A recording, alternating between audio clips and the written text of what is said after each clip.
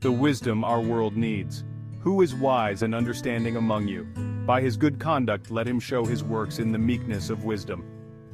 James 3:13. It's easy to confuse wisdom and intelligence.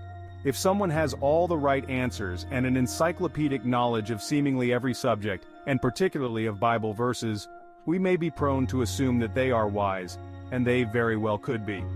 But equally they may well not be. For raw intellectual ability and the capacity to retain a vast number of facts don't necessarily equate with wisdom. In his epistle, James links wisdom not with knowledge but with good conduct and meekness.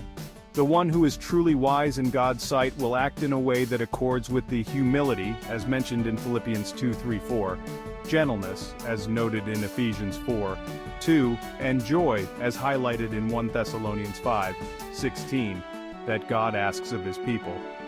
God, who needs no counselor, as stated in Romans 11:34, doesn't need us either to impress him with what we know. Rather, God tells us that what draws his appreciative gaze is the man or woman, girl or boy, who is humble and contrite in spirit and trembles at my word, as found in Isaiah 66:2. James has a memorable phrase for this approach to ourselves and to life: the meekness of wisdom. A genuinely wise person knows how much they don't know. They realize that however much they know, it is only a tiny portion of the vastness of the knowledge that God has. Intelligence marked by wisdom will not be polluted by showy displays of verbosity or railroad others with intellectual vigor. Instead, it will be marked by a humility that always aims to build others up with whatever we have, be that physical, intellectual, spiritual, or emotional strength. Wisdom echoes the prophet Isaiah, who acknowledged, "The Lord God has given me the tongue of those who are taught, that I may know how to sustain with a word him who is weary." Isaiah 50:4. The truly wise maintain a high view of God, a sober view of themselves, and a generous view of other people. How do I know if I have a high view of God?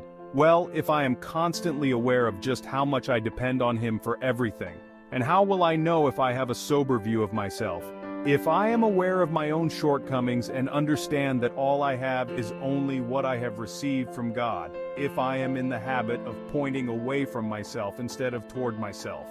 How do I know if I have a generous view of other people? If I am routinely building them up instead of cutting them down. This is the sort of wisdom that pleases God and which the world so desperately needs from you. A gentle wisdom that demonstrates itself in good conduct and consistent meekness. How does this challenge you? How will you pursue living with this true wisdom today?